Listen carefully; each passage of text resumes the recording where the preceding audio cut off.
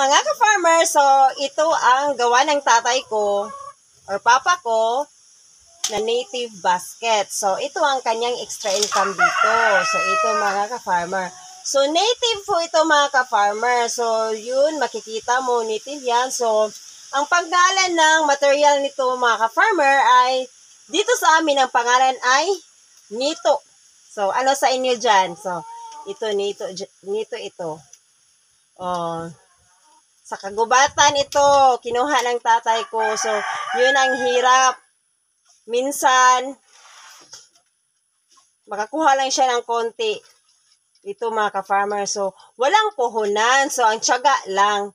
Tiyaga. Yun, effort lang ng papa ko ang puhunan dito mga ka-farmer. So far, marami ang nag-order. So, ito.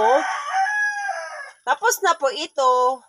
Ang kulang na lang ay handle. So, ito, may nag-order na po nito. So, ito, handle na lang ang kulang. So, ito, mga ginawa ng tatay ko. Oh, tignan nyo.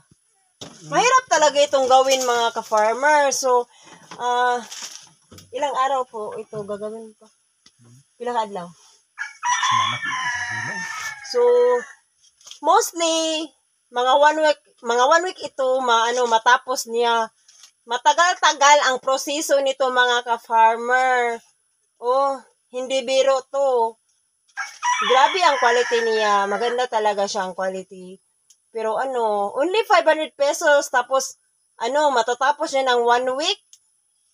More than 1 week minsan. So, ito mga ka-farmer, ang hirap talaga. Magkaroon ng 500.